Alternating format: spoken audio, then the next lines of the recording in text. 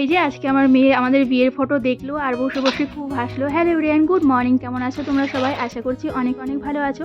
তো শীত আসলেও এই যে এই কাজগুলো করো, সব কিছু খুঁজে খুঁজে বের করো। আবার শীত চলে গেলেও সেই যে আবার সব কিছু ভাঁজ করে করে রেখে দাও। শীত চলে যাচ্ছে, এগুলো তো করতে। দেখো এই যে আজকে আবার এই যে জামা কাপড় কি সোয়েটার সব কিছু ধুয়ে ধুয়ে নিয়েছি, সেইগুলো আজকে গোছাতে বসে পড়েছি। তো এখানে আমার মেয়ের, আমার হাজব্যান্ডের সবার সোয়েটার আছে, সব কিছু ধুয়ে রেখেছি। তো ভাবলাম আজকে সব কিছু ভাঁজ করে রেখে দিই।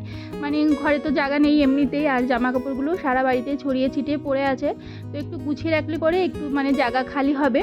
তো তার জন্য আজকে সেই কাজটা করতেই বসলাম। তো এখানে তোমাদের দেখালাম, একটার মধ্যে তো আমার হাজব্যান্ডের জামা কাপড় রেখেছি, একটার মধ্যে আমার মেয়েদের জামা কাপড় রেখেছি। আগে একদিন ভাঁজ করেছিলাম, তো সব কিছু একটা ওখানে একটা সেখানে এভাবেই রেখেছিলাম।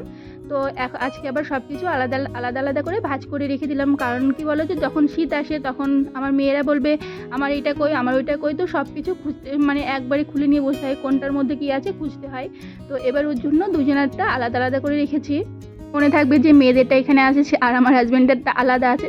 তো যাই হোক, সেটাই করলাম আজকে। কিছু জামা কাপড় ছিল, সেগুলো আমরা আর পরি না, ইউজ করা হয় না। তো সেগুলো আবার আলাদা করে বের করে রাখলাম, যে কোনো বাসন আলাদা আসলে পরে তাদের দিয়ে দেবো। খালি খালি যেগুলো আমাদের আর কি ইউজ করা হয় না, সেগুলো ঘরে রেখে তো আর কোনো লাভ নেই। এমনি ঘরে রাখার জায়গা খুব কম। তো যাই হোক, তারপরে দেখো সব কিছু এই যে ভাঁজ টাজ করে নিয়ে তো এই যে খাটের বক্সের ভিতরে রেখে দিলাম। এদিকে আবার আমার মেয়ে পুরোনো যে অ্যালবাম ছিল আমাদের বিয়ের, সেটা বের করে নিয়ে বসে বসে ফটোগুলো দেখছে আর হাসছে। তো কে কেমন ছিল। তো যাই হোক, পুরোনো দিনের ফটো দেখলে পরে কিন্তু আমাদের হাসি লাগে। বলে তখনকার যে ব্রাইডাল মেকআপ টেকআপ তো কিছু ছিল না, আমাদের তো একটু টপকাটপকি লাগিয়েই বিয়ে হয়ে গেছে। তো যাই হোক, সেগুলো দেখেই ও বসে বসে আসছিল। এদিকে আবার মেয়ে বলছে আজ কুছ আচ্ছা খানা বানালো মাম্মি, मैं जब से आई हूँ तो कुछ अच्छा खाना बनाई नहीं हो, आज तो कुछ अच्छा बना दो। তো ও যখন থেকে এসেছে আমার কাছে একটু চাউমিন খেতে যাচ্ছে। আমিও আজকে বানাবো কালকে বানাবো করে বানানোই হয় না। তো যাই হোক, আজকে ভাবলাম ওর জন্য একটু চাউমিনই করে দিই। অনেকদিন ধরে এসে বলছে।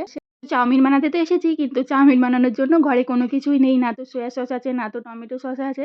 তো ভাবলাম যে এটা আছে সেগুলো দিয়ে বানিয়ে দিই। অনেকদিন ধরে ভাবছি যে বাড়ি থেকে আসার পরেই যে একদিন একটু মার্কেটে যাব, ঘরে সব কিছু জিনিসপত্র শেষ হয়ে গেছে, সেগুলো একদিন আনতে হবে মলের থেকে। তো যাই হোক, মেয়েটা চলে আসলো বাড়িতে, ওর শরীর খারাপ হলো। এই যে আজকে যাব কালকে যাব করতে করতে আর যাওয়াই হয়নি। তো যাই হোক, আমি যা আছে সেগুলো দিয়েই ডিম পেঁয়াজ আর আলু দিয়েই বানিয়ে নেব। তো সবসময় না আমি চাউমিনটা সেদ্ধ করলে পরেই আমি এমনভাবে চাউমিন সেদ্ধ করে নিই, এত বেশি করে নিই যে 2 দিন পর্যন্ত খেতে হয় সেইগুলো। তো আজকে একটু ভেবেচিন্তেই দিলাম যে কম করে দেবো, নাহলে পরে আবার 2 দিন পর্যন্ত পড়ে থাকবে।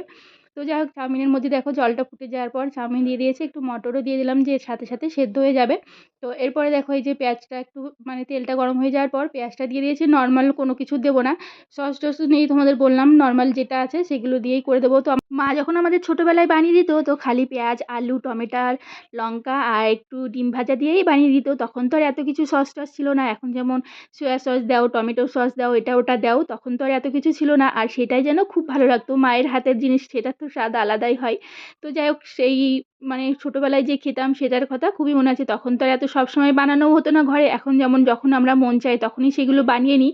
তখন এত চাউমিন টাউমিন খাওয়া এত ছিলও না। নর্মাল আমরা সকালে স্কুলে গেলেও ভাত খেয়ে যেতাম, সেদ্ধ ভাত, দুপুরে এসেও ভাত খেতাম, রাত্রে হয়তো কোনো সময় রুটি কোনো সময় ভাত, তখন তো ভাতই ছিল। তো যাই হোক, আজকে দেখো এই যে নর্মাল কোনো কিছু ছাড়াই একদম সিম্পল করে এখানে চাউমিনটা বানিয়ে নিয়েছি। এখানে খালি একটু পাস্তা সস পড়েছিল, সেই পাস্তা সসটাই দিয়ে দিলাম এর মধ্যে। তো তো এই যে পাস্তা সসটা দিয়ে দিলাম, সেটা দেওয়ার পরে একটু ভালো করে নাড়িয়ে চাড়িয়ে মিক্স করে নেব, যে সব সব চাউমিনগুলোর মধ্যে লেগে যায়।